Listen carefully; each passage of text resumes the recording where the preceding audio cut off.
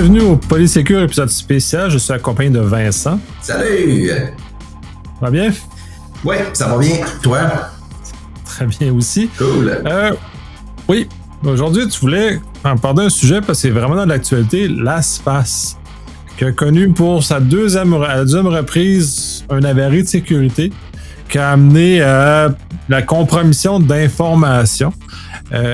Comme d'habitude, la toile s'est énervée.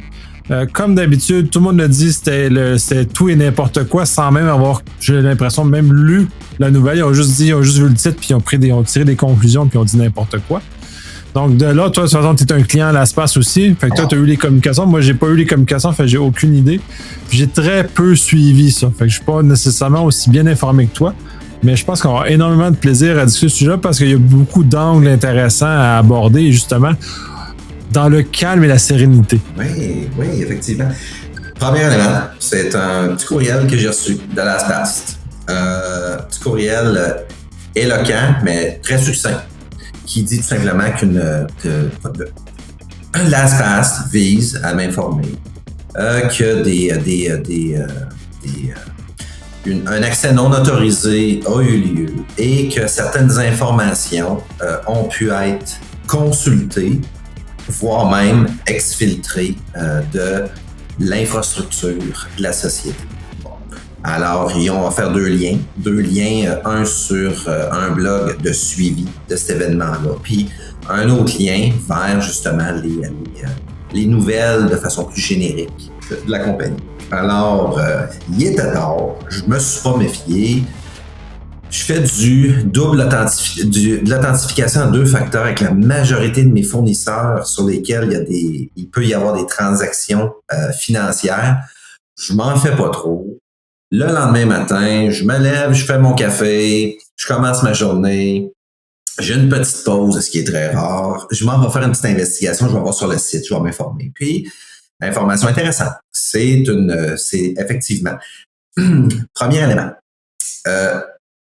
Je vais faire une petite mise en contexte. Il y a une bonne pratique qui est appliquée notamment chez l'ASPAS. Toute mise en production.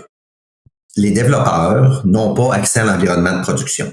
C'est fait c'est mécanisé d'une autre façon. Cependant, des pirates auraient réussi à créer une porte dérobée qui a été mise en production, donc qui a ouvert une brèche. Une bonne vieille backdoor. Je fais référence ici à War Games avec Matthew Broderick. Une bonne vieille backdoor, malheureusement, qui a été introduite via une mise en production, tout simplement. Et des pirates auraient pu, à ce moment-là, ont pénétré dans l'environnement de production. Premier élément, l'ASPAS nous confirme que c'est probablement de l'information peut-être confidentielle, mais c'est de l'information sur des clients, pas la base de données de mots de passe. Petit fait intéressant. Il y a une base de données de mots de passe qui est chiffrée chez l'ASPAS avec une technologie de zero knowledge. On reviendra par après.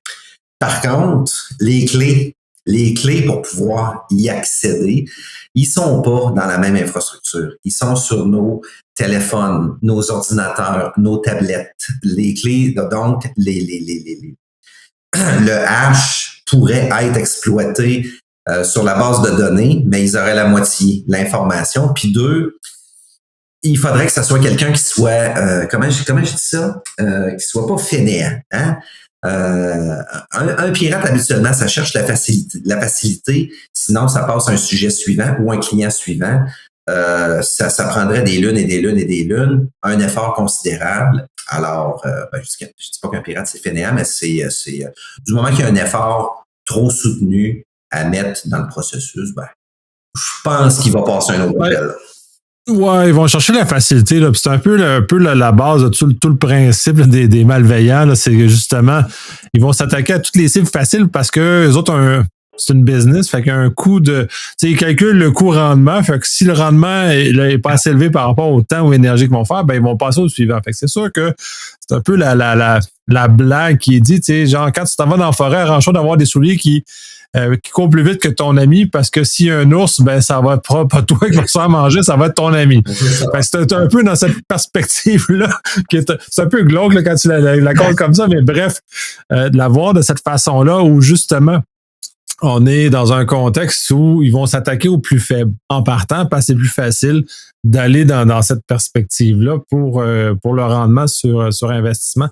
Fait que déjà là, si les mesures sont en place, puis là, tu mentionnais justement que la clé est sur, dans le fond, moi, je possède ma clé de ma voûte. Tu parles de zéro knowledge, on va en parler un peu plus loin. Mais le fait de ce moment-là, c'est que c'est ma clé qui déverrouille ma voûte. Ni l'espace, ni leur système. Personne ne peut accéder à cette information. Non, puis je trouve ça intéressant dans l'article, c'est que tu as une vraie déclaration justement du fournisseur qui dit « Hey, moi je fournis un coffre, les clients ont la clé. Moi, je ne l'ai pas. Puis j'ai pas de méthode pour bypasser la clé de mes clients. » C'est pas de la technologie qui est nouvelle, ni un principe qui est nouveau, mais c'est le principe auquel moi je m'attends dans un comment je dis ça, un handshake où je vais confier de l'information, une information qui donne accès à mes informations à un fournisseur. Moi, je pense que c'est un bon principe, une bonne pratique. Présentement, j'ai pas reçu d'autres communications parce qu'il y a 2 scénarios.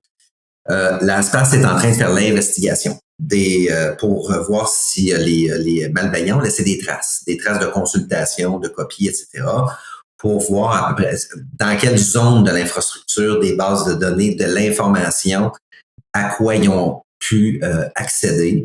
Fait que 2 scénarios. Soit ils ont terminé, puis j'ai pas de son, pas d'image parce que mon information n'a pas été compromise, ou ils n'ont pas terminé, puis éventuellement, on va me dire que ils ont peut-être mon adresse, mon code postal, une information X qui a permis justement de m'ouvrir un compte électronique, justement, chez ce fournisseur-là. Mais encore là, je suis pas, j'aime à penser que les éléments que je tiens à garder confidentiels le sont.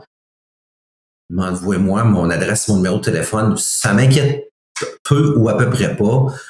C'est tout simplement qu'à un moment donné, avec mon code postal, je sais qu'il va rien se passer, mais avec mon numéro de téléphone, peut-être qu'à un moment donné, je vais être pris dans une campagne de phishing, de ci puis de ça qui finira plus. Mais encore là, c'est mon domaine. Moi, s'il n'y a pas mort d'homme, puis je reçois un texto, puis je te connais pas, ça va au vidange habituellement. Puis c'est un petit peu les automatismes que j'enseigne à mes enfants. C'est hey, tu connais pas, tu flushes ça. S'il y a mort d'homme au bout, ben il y a un humain qui va t'appeler et qui va t'expliquer la situation. Sinon, tu flushes, là, puis ça finit là. Quand c'est important, on flush. Ouais, puis de toute façon, ça revient à ce qu'on nos parents nous disaient, ne pas parler à un étranger. T'sais, on revient toujours à ces vieilles notions-là fondamentales, puis on a oublié maintenant que on fait pas ça, mais en même temps,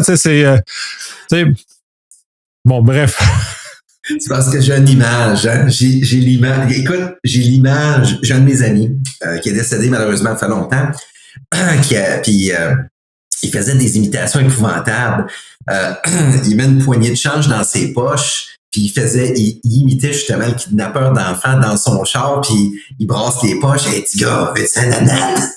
Puis je vois encore l'image. Ah, c'est là ça devient, c'est ton imitation. Mais c'est ça, Nicolas, c'est la même affaire. C'est que là, au lieu que ce soit un escroc au volant d'un, je sais pas moi, un Bobcat ou un Bel Air 1984 en passant, un Chevrolet Bel Air 1984, si je pouvais mettre la main sur un, j'en achèterais un. C'est un tank, ces voitures-là. Ça passe au travers d'une maison.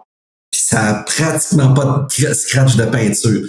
Ceux qui connaissent ça, probablement qu'ils doivent être en train de rire, j'ose espérer. Mais c'est le même scénario. Le texto étrange malveillant, c'est le bonhomme mal léché dans son Bel Air 84 qui vous accoste sur le bord du chemin.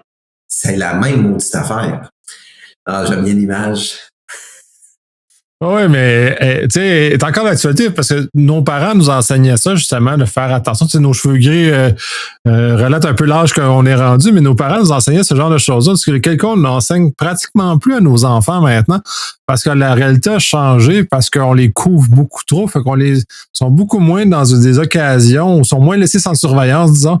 Ouais. Donc, on leur explique plus qu'il faut pas parler des étrangers, leur explique plus qu'il faut faire attention, puis pas suivre des personnes qu'on connaît pas, puis des choses comme ça. Mais c'est les mêmes règles en cyber. On fait attention aux gens, on a des symboles ou des signes qui nous, justement, nous relatent. Puis dans un contexte comme celui-là, où il y a eu vol, la base de données, probablement, c'est ça tu disais, là, de ton adresse courriel. Ben, de toute façon, ton adresse courriel est déjà dans les banques de Dark Web. Là, fait que ça, comme les miennes sont déjà largement là. Il y a juste certaines de mes adresses qui sont encore pas connues parce que je les ai pas vraiment beaucoup utilisées encore. Mais je m'amuse, j'en ai beaucoup là, que je popule. Là, fait que je m'amuse à voir combien de temps ça va prendre avant de commencer à recevoir du spam ces adresses-là. Mais bref, on va voir combien de temps avant que les compagnies soient revendent. Déjà, ils revendent nos informations. Oui. En fait. Fait que ça, c'est absolument pas grave. La seule chose dans le cas de l'espace que j'ai trouvé intéressant d'un point de vue analyse de sécurité, il y a du spam qui est en circulation, qui justement, puis qui a l'air d'être bien fait. Là, la capture d'écran que j'ai vue était super bien faite, qui demandait aux gens de prendre le chemin pour les aider à déverrouiller leurs choses ou que leur vote allait expirer puis allait tout perdre. Un peu encore sur la base de l'urgence, vous allez tout perdre, ça, puis c'est un peu ça, mais avec le fait qu'il y a eu le hack en même temps, fait qu'on a mélangé les deux. Puis quiconque qui n'est pas vigilant, va se faire avoir. Il va divulguer son mot de passe que c'est seulement lui qui connaît. Là. Non, c'est un bon point. C'est un bon point que tu amènes. C'est un bon point. Brèche de sécurité, l'espace finance publique, fait que les pirates qui ont dérobé de la donnée, le cas échéant, il y a un autre gang de pirates, probablement, qui dit hey, ils viennent de divulguer, on part une campagne de phishing. Et il dit parmi la gang, c'est le retour d'impôt. Moi, écoutez, j'ai reçu 7 retours d'impôt. Selon les textos que j'ai reçus cette année, j'ai mérité 7 retours d'impôt. Tu as reçu tes 6 chèques de 400 $ de la CAQ aussi? Non, ça circule beaucoup ces temps-ci. Non, mais je me souviens, pas mi-mars, je dirais fin mars, mi-avril, 1 fois par semaine, 2 fois par semaine, j'avais une suggestion par texto. J'ai un retour d'impôt, mais ils attendent justement un acknowledge de ma part, un handshake, un lien, un clic, un ci, puis un ça. Il y a une période X, les pirates, là, c'est des gens qui sont avenants, c'est des gens qui ont de la conversation, c'est des gens qui... C'est pas surprenant. Le Black Friday, il y a 2 semaines. La veille et la journée même. Moi, je le sais que... Moi, j'ai un téléphone de bureau. Je le sais qu'il appartenait à quelqu'un d'autre. Parce que la veille et la journée du Black Friday, la quantité de cochonneries que j'ai reçues, mais j'ai reçu un appel d'un être humain, un vrai. Mon kit de photos que j'ai fait développer aux gens coutus à Saint-Nicolas était prêt. J'ai dit, si vous avez le nom d'un homme ou d'une dame qui ne s'appelle pas mon nom à moi, j'ai dit, c'est que là, j'ai ce numéro-là. Je dis, si la personne va éventuellement s'apercevoir qu'elle a laissé des photos à développer, mais si vous l'appelez, vous allez faire quelqu'un de très heureux. Fait que s'il y a vraiment des photos développées, mais j'ai le téléphone de quelqu'un d'autre, puis je me rends compte que probablement que l'ancien détenteur s'est inscrit à toutes les infolettres qui existent dans l'univers, des magasins que je connais pas en Chine puis en Inde qui m'écrivaient pour m'assurer qu'il y avait la bonne adresse pour livrer ma commande, puis le ci, puis toute la journée. À tous les 10 minutes, j'en avais 1 à 2 qui rentraient. Fait que ce que j'ai fait, j'ai mis le téléphone à côté, je suis en télétravail, j'ai enlevé le son, j'ai laissé ça traîner, j'avais pas d'appel, mes enfants étaient pas avec moi cette semaine-là. Terminé. Puis c'est épouvantable. L'écran, après, quand j'ai regardé ça, là, Seigneur du Saint-Ciel. Mais bon. Oui, mais ça, c'est ça. Déjà là, il y a une mauvaise pratique. Le précédent propriétaire de ce numéro-là n'aurait jamais dû utiliser son numéro de bureau pour faire des affaires personnelles. Ça, c'est mal. Ça, c'est très mal, justement, pour ce genre de raison-là. Mais moi, je suis plus que ça. Moi, j'ai mon numéro qui est largement connu maintenant. Si t'es pas dans mon bottin, tu tombes directement dans le répondeur parce que tu n'as pas d'affaires. On n'a pas affaire à se parler. J'avais un petit événement que je devais gérer. J'ai enlevé cette fonction-là. Je l'ai pas remis encore. Tu me le fais penser. Fait que c'est pour ça que ça s'est mis à rentrer à fond la caisse. Là. Mais sinon, quand on fait des activités comme le précédent propriétaire de ce numéro-là, tu utilises normalement des numéros de téléphone jetables. Là. J'en ai plusieurs comme ça. J'en ai 2 ou 3, je pense, des numéros de téléphone jetables. Puis justement, dans des cas où justement tu veux tester un système, tu n'es pas tout à fait sûr que c'est légitime de l'autre côté, ben, d'utiliser ce numéro de téléphone-là à la place. Toujours mieux. Puis justement, il y a un cas où j'avais fait des tests, puis j'ai été très content d'avoir fait ça parce qu'ils ont appelé à toutes les heures pendant 2 semaines. nice. Fait que si ça avait été son numéro principal, ça aurait été un peu plus l'asile. Fait que j'ai tassé le problème sur un numéro jetable. Mais ils se sont pas tannés pendant 2 semaines. Là. Ça appelait là, toutes les heures, puis ils laissaient 20 secondes de message à chaque fois. Mais bref. J'ai vu Nicolas et son visage triste. Non, je n'étais pas triste parce que c'était un numéro jetable, fait que je suis pas content de mon choix. Mais bref, revenons à l'ASPA, c'est quand même l'objectif de notre conversation. Justement, ben, si vous avez des sollicitations non ou louches, tu sais, que vous mettez de la pression, que des deadlines, des choses comme ça, vérifiez que c'est légitime. Assurez-vous, faites un spot check. Ce serait très étonnant qu'une compagnie comme l'Espace vienne fermer le compte de façon intempestive sans vous laisser la chance ou sans vous donner l'occasion de vous expliquer ou de choses comme ça. Même si c'est pas des pratiques commerciales qui sont pour des compagnies qui sont reconnues. Là. Puis même si vous êtes un client gratuit, vous n'êtes pas discriminé là, de ce côté-là. Là. S'ils offrent une version gratuite, ben c'est dans l'offre de service. T'sais, ils viendraient pas vous discriminer en coupant votre compte tout simplement parce que vous êtes un client gratuit. Là. Moi, j'utilise la version gratuite, c'est à mes propres fins, puis c'est simple d'utilisation, c'est simple d'intégration avec le téléphone, les applications, puis Safari, puis peu importe. Là. Mais bon, bref, tout ça pour dire que présentement, ben, l'ASPAS poursuit soit son investigation ou ben non, ils ont terminé, puis dans mon cas, mes informations n'étaient pas suffisamment intéressantes. J'espère par contre avoir une forme de... Ce serait le fun la compagnie n'est pas obligée, mais une forme de post-mortem ou de confirmation. De confirmation qui dit que, hey, dear valued customer, hein, c'est comme ça qu'ils commencent leur courriel, on vous confirme que vos informations, il n'y a aucune de vos informations qui a été consultée ou dérobée ou peu importe, ou de façon générique, on confirme que l'information était de nature soit public ou si confidentiel, mais sans impact sur un individu, ses ressources, etc., etc. C'est intéressant.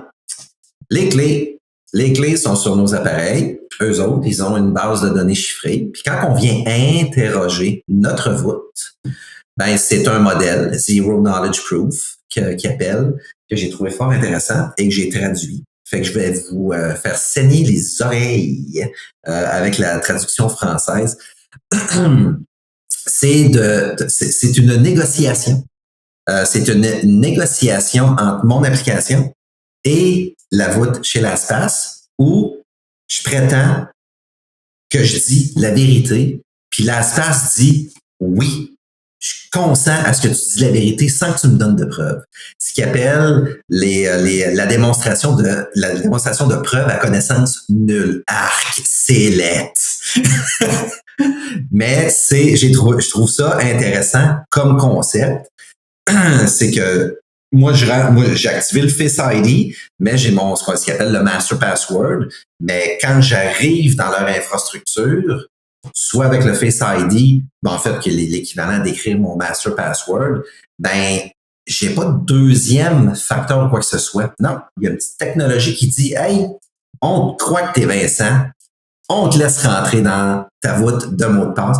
Fait que je trouve que c'est une technologie qui est extrêmement intéressante. J'ai bien aimé ton effort de traduction. On va retrouver cette technologie-là sous le nom du end-to-end encryption ou ce genre de notions-là, puis on le revoit. C'est sûr que là, si on s'adresse au grand public, c'est des notions qui sont complètement abstraites. Puis je pense que ton explication, justement, en ce sens-là, l'explique très bien. Le fait que, dans l'absolu, Tu disais il y a une voûte, mais eux autres, c'est comme, dans le fond, c'est comme un coffret de banque. Oui. On peut le voir. L'autre analogie, c'est un coffret de banque et ça prend toujours 2 clés pour déverrouiller ton casier. Ça prend la clé de la banque et ta clé. La banque ne peut pas l'ouvrir tout seul et tu peux pas l'ouvrir seul. Fait qu'il y a comme un chose de double qui s'assure qu'à ce moment-là, ils sont pas capables. Là, c'est sûr que de point de vue, là, tu peux avoir quelqu'un d'autre, mais à la limite, c'est comme peut-être ton casier de postal qui est dans ce cas-ci, on est le seul à avoir la clé de notre casier à ce moment-là, ou dans ce type d'approche-là, on est le seul à posséder la clé pour nous donner accès, ou la clé de notre maison, ou des choses comme ça.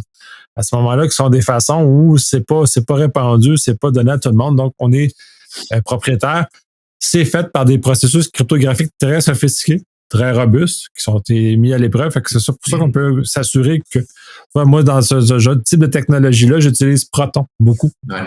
Au niveau de mes courriels, puisque c'est un système justement qui est basé sur ce principe-là de zero knowledge aussi, le fait que Proton n'a pas accès à aucun de mes courriels. Puis j'aime beaucoup cette idée-là parce que c'est aligné avec des choses, puis c'est aligné aussi parce que tu sais, je professe beaucoup de choses, fait qu'il faut que je sois cohérent. Là. Mais tu sais, en même temps, ça veut pas dire que tu sais, je démonise les autres, mais dans ce contexte-là, j'aime beaucoup cette approche-là, puis j'ai beaucoup testé avec la technologie. Cependant, dans le zéro knowledge, le problème qu'il y a, c'est que si vous perdez votre mot de passe, vous perdez pour toujours l'information qui est avec. Parce qu'il n'y a personne d'autre que la clé. Et c'est vrai. Il n'y a personne d'autre que la clé. Et c'est vrai. Fait que vous pouvez tempêter, vous fâcher autant que vous voulez. J'ai fait entre autres, ça je l'ai avec Proton, je l'ai pas fait avec, parce que moi j'utilise un autre de mot de passe qui utilise une autre technologie similaire, là, même chose que zero knowledge. Dans Proton, c'est que je testais mes affaires, je commençais avec ça, puis tout à coup, j'ai perdu mon mot de passe parce que je sais pas une raison obscure, ma voûte de mot de passe n'a pas sauvegardé. C'est un mot de passe complexe. Fait que là, je me suis trouvé avec fuck, j'ai un problème. Fait que c'est dans les débuts de mon setup, fait que c'est pas si pire, j'avais pas beaucoup de courriels qui étaient encore dedans. Mais quand tu fais un reset de mot de passe sur une boîte Proton, perds tes courriels qui sont là parce que les courriels qui sont là sont chiffrés avec le mot de passe, exactement comme dans LastPass, c'est le même principe. Ils sont chiffrés avec le mot de passe précédent. Le nouveau ne connaît pas l'ancien. Fait que les courriels sont chiffrés avec un mot de passe que tu n'as pas accès. Fait que t'as juste des blobs là, et puis j'ai justement un message d'avertissement dans ma boîte. Il faut que je le fasse sauter là, parce que j'ai pas l'intention de les récupérer ces mots de passe-là, parce que pas ce mot de passe, ces courriels-là, parce que je n'ai pas le mot de passe. Parce que ma voûte a fait un mot de passe de 20 caractères complexe qui n'a pas été sauvegardé.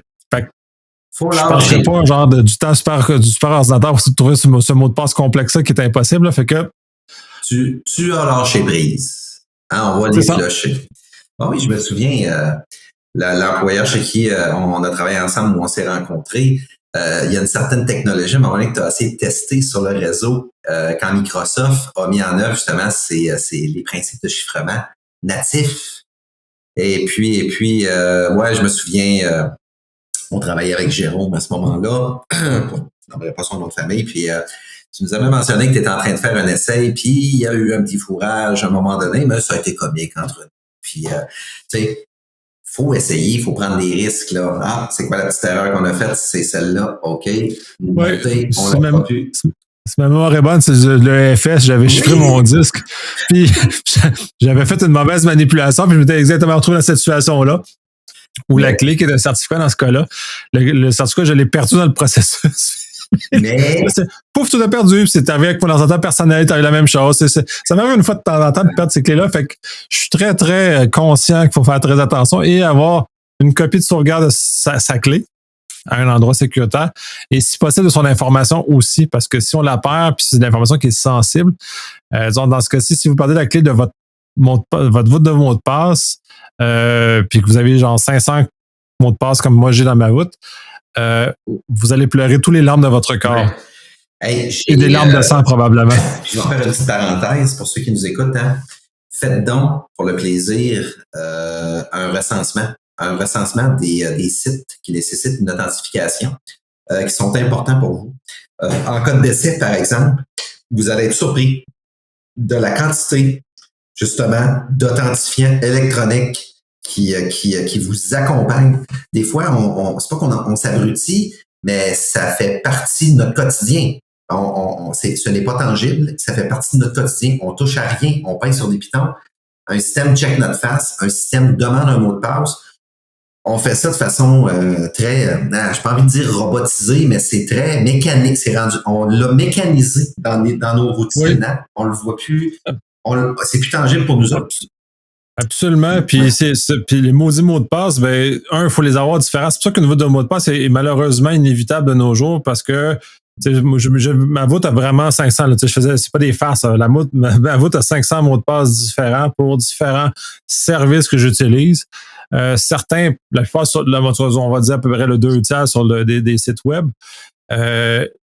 L'intégration avec le navigateur, le plugin fait que tout maintenant est beaucoup plus simple pour moi. Je m'authentifie dans ma voûte. Une fois que c'est fait, ben là, je peux m'authentifier sur tous les sites que je me promène de façon en 2 clics au lieu d'avoir à copier-coller, des choses comme ça. Fait que c'est vraiment facilitant dans nos vies. Puis, tu sais, ça, j'incite beaucoup les gens à faire ça. Il y a des downsides aussi d'avoir une voûte. Là, c'est pas parfait comme mesure de sécurité.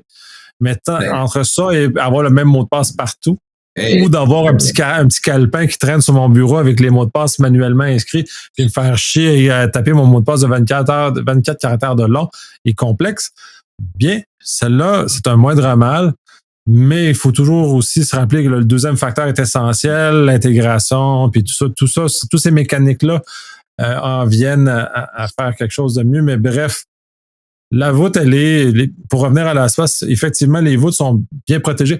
Cependant, la seule chose où on pourrait dire qu'ils sont peut-être pas bien protégés, c'est que si votre mot de passe pour accéder à votre voûte est faible, là, vous avez un problème. Mais là, à savoir, est-ce qu'ils savent c'est quoi votre mot de passe, est-ce qu'on les testé, tout ça? Les communications ne parlent pas de tout le volet de détection des menaces qui sont inclus avec l'espace, où ils ont-tu des équipes de sécurité en place pour détecter ça, pour gérer les attaques qui se font face sur leur système et toutes ces affaires-là. L'histoire ne le dit pas. Mais ce que je peux dire, c'est qu'ils ont ils ont introduit cette année, parce que moi, j'ai pas fait l'exercice, mais un peu comme les entités chez qui on travaille ou chez qui tu es consultant, ils ont un tableau de bord de sécurité qu'ils ont décidé de créer, puis ils font des petites campagnes amusantes sous forme de jeu une fois de temps en temps avec nous autres, sans obligation de notre part, puis ils nous disent « Hey, selon nous et notre analyse, sans avoir vu l'information, mais en ayant vu des caractéristiques de l'information, semble être à 23% sécuritaire. On t'invite à faire un petit exercice ici, en passant justement par le master password. Premier élément, c'est « Hey, es-tu noté à quelque part? Mettons que tu perds quelque chose, puis ton mot de passe, tu as décidé de prendre un utilitaire qui fait des caractères bizarres à pu finir, puis que tu l'as pas noté, c'est l'autre danger. Hein?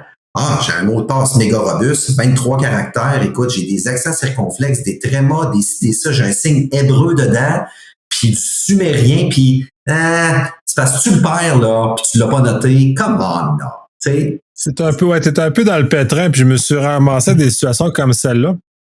Mon système de gestion, ma voûte de mot de passe, elle a une authentification de deuxième facteur. Fait que, advenant même dans un contexte où ce fournisseur-là devenait à vivre le même problème que l'espace, ma voûte est doublement sécurisée. Fait que je suis capable, tu sais, il serait bien. Il faudrait connaître ce mot de passe très complexe qui est associé, déjà de 1, qui est le seul mot de passe complexe que j'ai. Puis c'est pas un mot de passe complexe au sens où je me suis fait une petite formule magique, puis c'est ça, mon mot de passe, il est vraiment aléatoire. Celui-là. Et c'est le seul que je mémorise, fait que ça, c'est la beauté de la chose. Et il y a un second facteur qui est activé, qui fait que à ce moment-là, il faut le mot de passe, et ensuite, il vient vérifier avec mon deuxième facteur. Fait que si quelqu'un voudrait essayer de venir casser ma voûte, bonne chance. Faut qu'il y ait les deux réunis pour réussir à déverrouiller. Puis techniquement, si on veut rentrer dans l'explication qui sous-tend, c'est que pour que le système ouvre, c'est que le mot de passe ouvre une clé. Et cette clé de chiffrement-là devient accessible et là permet d'ouvrir la voûte. Dans le contexte, si les deux conditions ne sont pas réunies, mais la clé de chiffrement n'est pas accessible, et qui elle-même est chiffrée. Et ensuite, il n'est pas capable de remonter jusque dans la chose. Mais bref, c'est de l'explication un peu plus technique du fonctionnement, mais activez le deuxième facteur si vous pouvez sur votre vote de mot de passe, activer ces... Puis, ce que je trouve comme fait intéressant au niveau du Zero Challenge, là, c'est comme ça, Zero Knowledge. Zero Knowledge Proof, c'est pas de dire je suis cette personne-là et je te donne pas de preuves, puis le système dit oh, OK. Non, c'est une caricature ici, là. En arrière-plan, il y a deux systèmes. Il y a le mien, puis il y a le client, ma voûte, puis ils vont se lancer des défis. C'est des défis que les systèmes se lancent entre eux. Puis il faut que les défis soient réussis avec succès. Nous, on le voit, j'aime bien l'explication que je vois ici, se lancer des défis, mais c'est des défis où seuls les deux, sans qu'on en ait connaissance de ce qui se renvoie comme information, ces systèmes-là, si les défis sont remportés avec succès, c'est à ce moment-là, la voûte s'ouvre. Ça se passe en une fraction de milliseconde, mais en arrière-plan, écoutez, le Zero Knowledge, si vous lisez juste le premier paragraphe, vous allez vous dire « Hey, wow! Il me semble qu'il y a de dire que je prétends être telle personne puis qu'un système dise oui, t'es cette personne-là. » Non. Il y a une activité sous-marine, anti-système, qui est des Olympiques, hein, disons ça comme ça. Et puis, il y a les défis avec les résultats attendus. Puis, les systèmes se lancent des défis en quelques fractions de secondes. Et quand c'est réussi avec succès, votre voûte est ouverte. Donc, il y a une portion d'information qui permet d'ouvrir ma voûte que non, je ne connais pas, que LastPass ne connaît pas, mais qui a été générée entre l'application qui est sur mon ou mes appareils et l'engin, en fait, qui fait ouvrir la voûte. Ouais, c'est de très beaux systèmes, ces choses-là. C'est toute la cryptographie qui est en dessous de ça pour mettre ça en œuvre, puis que, entre autres, que nous, humains, on n'ait pas besoin de rien faire dedans. C'est merveilleux parce qu'on obtient le bénéfice de la sécurité sans la complexité qui est associée. Sauf les mots de passe, on s'entend. Là, dans ce cas-ci, là, on n'est pas encore rendu où on est capable d'avoir une biométrie parfaite, puis dans tous les cas, on fait juste exister. Puis on déverrouille notre voûte là, un peu à la Star Trek où tu fais juste te nommer puis donner ton espèce de mot. Tu dis à haute voix devant tout le monde ton mot de passe secret pour activer les choses, mais bref. Passons à cette côté absolu, mais on va supposer qu'il y a un volet biométrique qui est associé, qui permet de n'importe qui de le faire. Mais bref, tout ça. Justement, toute cette mécanique-là en dessous est très, très intéressante et très puissante. Puis justement, quand vous devez magasiner des produits comme ceux-là, surtout ceux les plus essentiels comme une voûte de mot de passe, c'est des caractéristiques qui sont importantes à regarder et à s'assurer que c'est bien mis en place. Ces choses-là, justement, pour protéger vos secrets les plus, dans ce cas-ci, les plus chers, parce que c'est quand même vos mots de passe. On est capable de stocker nos numéros d'assurance sociale, on est capable de stocker nos numéros de carte de crédit, on est capable de stocker à peu près toute l'information qui est très sensible pour nous. Fait que si vous avez un système qui est moins robuste, on est moins bien en sécurité dans ce cas-là. Fait que ça amenait ça, puis je les ai de voir, puis je rebondis sur le point que tu disais plus tôt. Là, ils ont jusqu'à présent très bien communiqué. Pas beaucoup, mais quand même, ils ont fait une bonne amorce. Ça fait quelques jours qu'ils n'ont pas communiqué. Ça serait peut-être le temps qu'ils redonnent un peu de signe de vie. Justement, de donner l'état des choses, l'état de la situation, sont rendus où dans leur investigation, qu'est-ce qu'on a découvert. Puis justement, comme tu mentionnais, le fameux rapport d'incident qui va aller après, ou minimum ce qu'ils peuvent divulguer pour que ça serve à tout le monde. C'est un peu ça l'objectif. Moi, ce que je trouve dangereux, là, quand une entité, justement, fait une divulgation comme ça, c'est l'attente des gens sur la suite. La suite, justement, des nouvelles. Vous êtes rendu où? Si t'as pas, sinon, on n'en fait pas d'annonce. On ferme notre boîte, on dit rien, on gère ça à l'interne, puis une fois que c'est réglé, on fait le post-mortem, puis on divulgue. C'est pas la meilleure méthode, mais c'est ça qui est plate, c'est que... Pas faux, là. On a quelques exemples de choses comme ça, genre comme Sobase, qui, en termes de... exemple à ne pas suivre, ça, c'est un exemple à ne pas suivre, où ils ont zéro communiqué en amont, aucune communication à personne, très peu d'informations. vaut mieux au moins faire comme l'espace, puis au moins faire un premier État public comme ça. Surtout, je pense que si je me trompe pas, ils sont peut-être dans un des États américains qui a des divulgations obligatoires, mais ça, ça serait à vérifier si tel est le cas. N'importe quel avocat qui les accompagne, ils ont dû dire, si vous faites une première communication, hey, come on, vous devriez faire une communication périodique, puis se doter d'une mécanique. Est-ce qu'on le fait aux 2 jours? Est-ce qu'on le fait aux 3 jours? Est-ce qu'on le fait tous les vendredis? Jusqu'au terme de la résolution finale et totale. Mais je suis convaincu qu'il y a des avocats qui ont dit si vous ouvrez la trappe, ben il y a des attentes là, que vous venez de créer. Mais tu as raison, Nick. Moi, quand je t'ai reçu la semaine passée, ça fait une semaine. Ça fait une semaine, je m'attendrais à justement une remarque. Je suis allé voir sur j'ai pas été en mesure d'aller voir sur leur blog tantôt. Je t'expliquerai pas pourquoi, mais j'ai pas été en mesure d'aller voir sur le blog. Mais ils ont créé un blog justement où ils mettent de l'information à jour. Je travaille avec ma tablette, c'est juste avec l'ordinateur de bureau. C'est plus restreint. Oui, ben c'est un autre aussi rappel très important que l'ordinateur de bureau ne peut pas servir à ce genre de choses plus personnelles, qu'il faut vraiment séparer les 2 mondes. Certains employeurs sont plus stiffs sur justement les règles qui sont mises en place, mais même si votre employeur n'est pas stiff, c'est important de faire cette distinction-là parce que si on mélange les deux, ça crée des problèmes assez importants. C'est qu'on utilise un compétiteur avec une solution commerciale. Donc, on a du WAF. À l'interne, ils ont décidé que le compétiteur, LastPass étant un compétiteur, aucune adresse IP ou DNS ou peu importe laissait passer de l'information.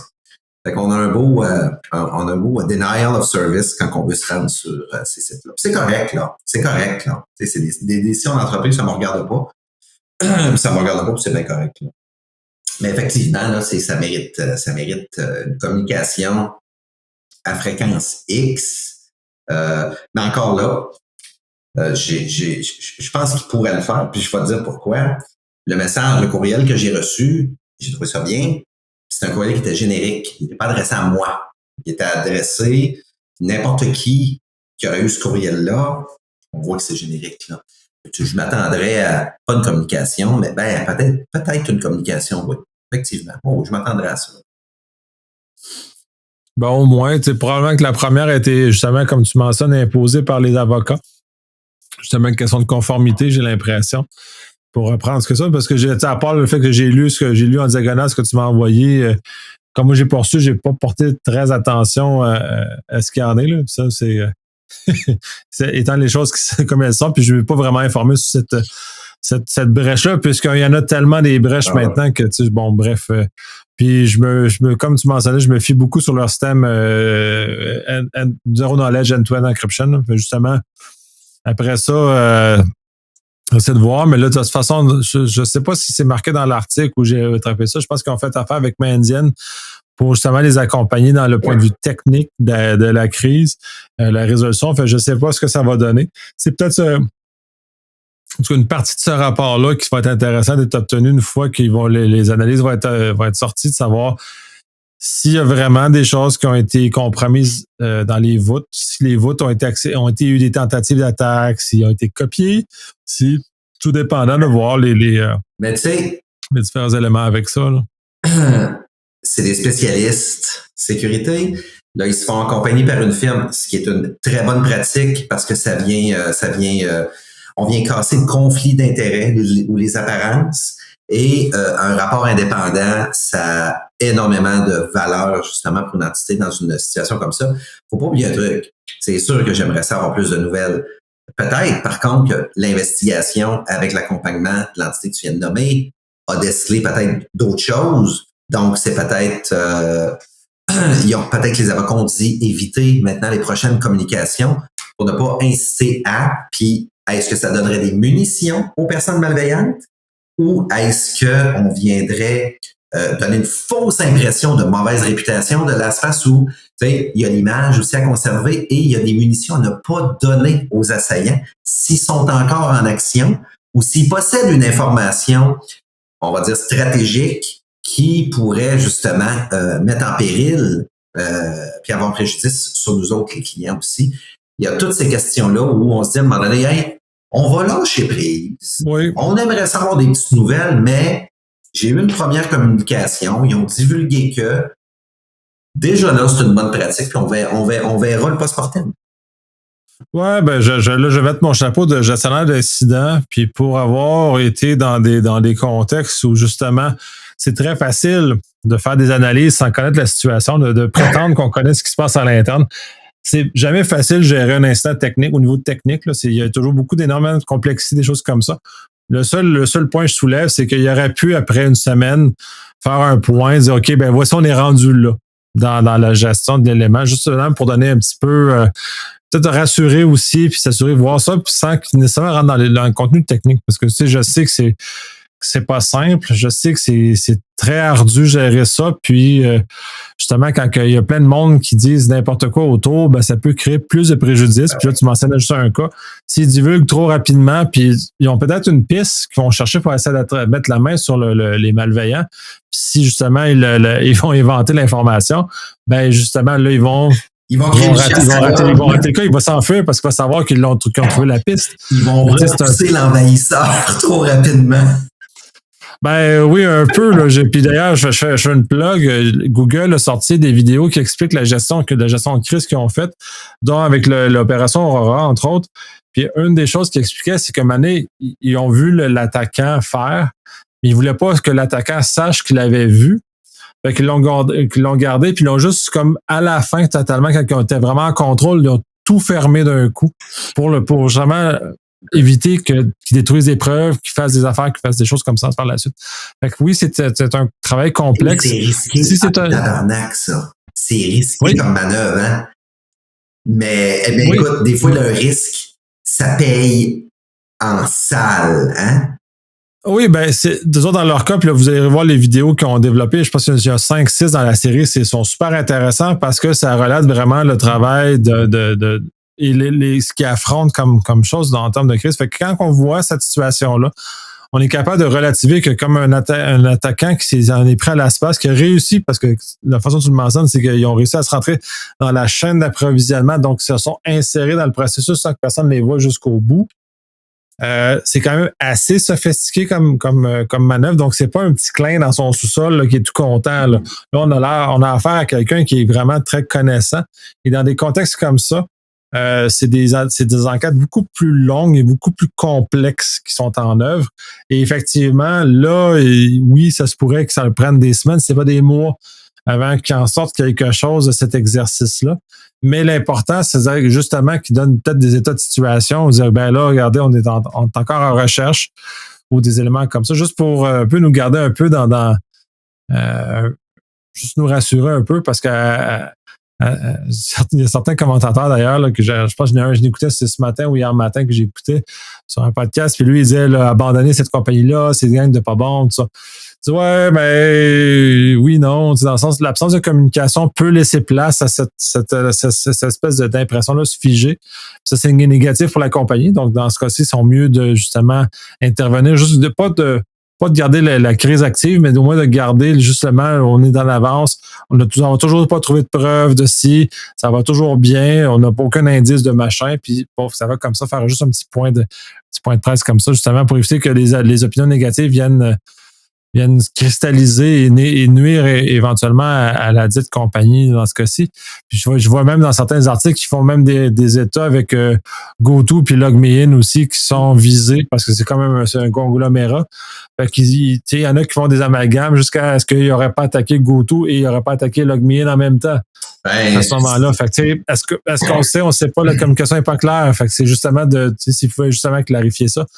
Pour éviter que des gens du monde qui n'ont aucune idée c'est quoi ça fonctionne la gestion d'une crise puissent dire n'importe quoi puis de couper l'herbe en dessous du pied des gens comme ça. Puis je dis, c'est pas juste toi et moi qui va réussir à calmer ça. Là. Puis ma compréhension, c'est que LogMeIn a fait l'acquisition de LastPass dernièrement. Là. Donc, encore là, tu sais, c'est quoi le vecteur? C'est quoi le vecteur? Par où c'est passé? Y a-t-il une consolidation d'infrastructure?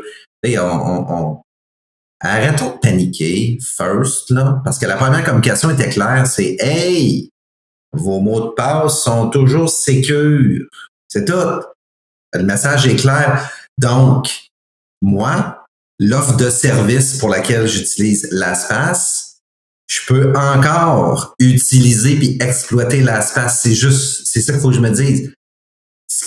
Par contre, il y a peut-être d'autres informations. Ça vient juste me dire, bon, peut-être que tu vas recevoir des communications de LastPass qui vont être douteuses, donc qui ne viennent pas de LastPass. Puis c'est aussi un petit peu ce que LastPass dit dans son message, c'est faites donc appliquez donc votre droit à la méfiance. C'est un droit implicite qu'on a dans notre société de droit, là, le droit à la méfiance. Puis des fois, le droit à la méfiance, c'est juste de se dire hey, ça me tente pas de me faire prendre, je vais prendre les actions pour. Comme j'ai dit en début de chronique tantôt, moi, s'il n'y a pas mort d'homme, là, dans des textos que je reçois, là, puis je les ai flushés, là, je suis pas inquiet, là. C'est pas vrai que le méchant gouvernementeur va débarquer chez nous avec un bélier puis qu'il va m'arrêter parce que j'ai pas répondu ou cliqué sur le lien. Hey, ça marche pas de même ici. Fait que, dans le doute, moi, je frappe le premier. Puis mon premier coup de batte, c'est pas compliqué. C'est au vidange qui se passe. Fin du dossier. Effectivement. On a pas mal fait le tour du dossier, justement. Est-ce que tu as d'autres éléments qu'on n'a pas couverts, que tu aurais aimé couvert? On a pas mal fait le tour. Non, on a fait le tour pour LastPass. Là, c'était 2-3 petits éléments. Puis, bien entendu, on a bien verbalisé autour de ces éléments-là. Ouais, on va toujours un peu sur le côté, un peu partout autour en même temps. Fait que c'est une belle occasion justement d'échanger sur ces éléments-là, que c'est toujours très intéressant. Effectivement. C'est bon. Sur ça, à plus. Salut!